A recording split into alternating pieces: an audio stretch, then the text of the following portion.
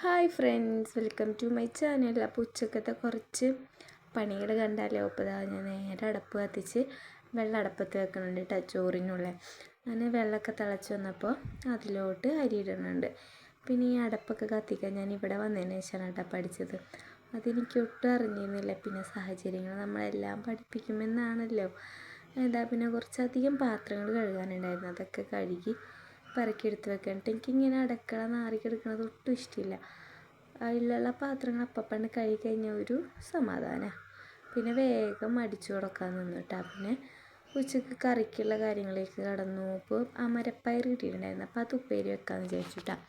അങ്ങനെ അത് നല്ലോണം എടുത്ത് കഴുകി അരിയാൻ നിൽക്കണ്ട. പിന്നെ എൻ്റെ ചാനൽ സബ്സ്ക്രൈബ് ചെയ്യാണ്ട് ആരെങ്കിലും കാണുന്നുണ്ടെങ്കിൽ ഒന്ന് സബ്സ്ക്രൈബ് ചെയ്ത് സപ്പോർട്ട് ചെയ്യണേ. നിങ്ങൾ സബ്സ്ക്രൈബ് ചെയ്ത് സപ്പോർട്ട് ചെയ്യുമ്പോഴാണ് എനിക്ക് ഇനി വീഡിയോസ് ഇടാനുള്ളൊരു പ്രചോദനം ഉണ്ടാവുള്ളൂ. അപ്പോൾ ഒന്ന് സപ്പോർട്ട് ചെയ്യണേ. അങ്ങനെ അമരപ്പയറൊക്കെ അരിഞ്ഞ് കഴിഞ്ഞിട്ട് അപ്പോഴേക്കും മോള് എനിക്ക് വന്നിട്ടുണ്ടായിരുന്നു. അപ്പോൾ ദുവാനെ ഒക്കെ ഇട്ടിട്ട് ചോറും ആയിട്ടുണ്ടായിരുന്നു ആ ടൈമിൽ. അപ്പോൾ ചോറ് ഊറ്റി വെക്കണം കേട്ടോ. ഞാൻ ഇങ്ങനെ ആലോചിക്കുക, ഞാനൊരു സൂപ്പർ ഹീറോ ആണോ അത്. കാരണം കുട്ടികളെ മാനേജ് ചെയ്ത് വീട്ടിലത്തെ പണിയും ഒക്കെ എടുക്കൽ വലിയ എളുപ്പമല്ല. പക്ഷേ ചില ഭർത്താക്കന്മാർ പറയും, നിങ്ങൾക്ക് എന്ത് ഇവിടെ ഇത്ര അധികം പണി. എല്ലാവരും അല്ല, ചിലവർ. ഇതൊക്കെ ഒരു പണി തന്നെയാണ്. പുറത്ത് പോയി സമ്പാദിക്കുന്നതും വീട്ടിലെടുക്കുന്ന പണി അറിയില്ല. ശമ്പളം കിട്ടാത്ത പണിയൊന്നും അറിയില്ലേ.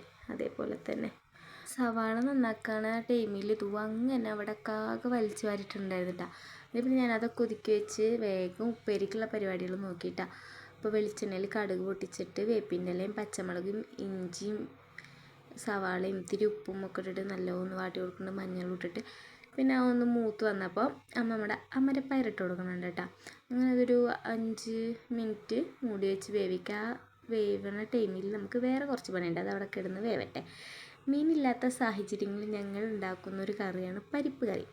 ഇതാവുമ്പോൾ എളുപ്പവുമാണ്, വേഗം പണി കഴിയും. അപ്പോൾ ഇന്ന് മീൻ കിട്ടാത്തൊരു ദിവസമായിരുന്നു കേട്ടോ. അപ്പോൾ ഞാൻ പരിപ്പ് കറി വെക്കാമെന്ന് വിചാരിച്ചു. അങ്ങനെ സവാളയും പച്ചമുളകും തക്കാളിയൊക്കെ അതിലിട്ട് കൊടുക്കുന്നുണ്ട്. ചിലവർ വാട്ടി വെക്കും. ഇതാണ് എനിക്ക് ഏറ്റവും കൂടുതൽ എളുപ്പമായിട്ട് തോന്നിയിട്ടുള്ളത്. ഇത് ഇത്തിരി ഉപ്പും മഞ്ഞളും ഇട്ട് അടുപ്പത്ത് വെച്ച് കഴിഞ്ഞാൽ ഒരു 2 വിസിലടിച്ച് കഴിഞ്ഞാൽ നമ്മളെ പരിപ്പിട റെഡിയാവും. പിന്നെ അതൊന്ന് തൂമിച്ച് വെച്ചാൽ മതിയല്ലോ. അങ്ങനെ ആകെ ഇടയിൽ കൂടെ ഞാൻ ദുവാക്ക് ഫുഡ് കൊടുക്കുന്നുണ്ട് കേട്ടോ. കാരണം ഇപ്പം തന്നെ ഏകദേശം ഒരു 1 മണിയൊക്കെ ആയിട്ടുണ്ട്. ഫുഡായിട്ട് അവൾക്ക് കൊടുക്കാമെന്ന് വിചാരിച്ചാൽ നടക്കില്ല. അപ്പോൾ ഉപ്പേരി ഉണ്ടായിരുന്നു, പയറുപ്പേരി. അപ്പോൾ അതും കൂടി ഞാൻ അവൾക്ക് ഫുഡ് കൊടുത്തു. ഉണ്ണികളെ വയറ് നിറച്ചിട്ട് മതിയല്ലേ ബാക്കിയുള്ള പണിയൊക്കെ. ഞാൻ അത് അവൾക്ക് കൊടുക്കുമ്പോഴേക്കും പരിപ്പ് വെന്ത് വന്നിട്ടുണ്ടായിരുന്നു. അപ്പോൾ അതൊന്ന് തൂമിച്ചെടുത്തിട്ടാ. വെളിച്ചെണ്ണയും കടുകും വേപ്പിൻ്റെ ഇലയും മുളകും പൊടിയൊക്കെ ഇട്ടിട്ട് വേവിച്ചെടുത്തു. ഇതിൽ ചുവന്നുള്ളി ഇട്ടാലും നല്ല ടേസ്റ്റാണ് കേട്ടോ. പക്ഷേ എനിക്ക് ആ മെനക്കെടിന് ഞാൻ നിന്നില്ല. കാരണം ഇപ്പം തന്നെ ടൈം ഏകദേശം ഒരു 1:30 ആയിട്ടുണ്ടായിരുന്നു. അപ്പോൾ എനിക്ക് നല്ല വിശപ്പുണ്ടായിരുന്നു. അപ്പോൾ ഞാൻ റേഷനരി ചോറാണ് കേട്ടോ. അപ്പോൾ ആ ചോറും പരിപ്പ് കറിയും അതേപോലെ തന്നെ അമരപ്പയർ ഉപ്പേരിയും കൂടെ ഞാൻ നല്ല അടി അടിക്കാൻ പോവുകയാണ്. അപ്പോൾ അത്രയുള്ള വീഡിയോ ഇഷ്ടപ്പെട്ടാൽ ലൈക്ക് ചെയ്ത് സപ്പോർട്ട് ചെയ്യണേ. താങ്ക്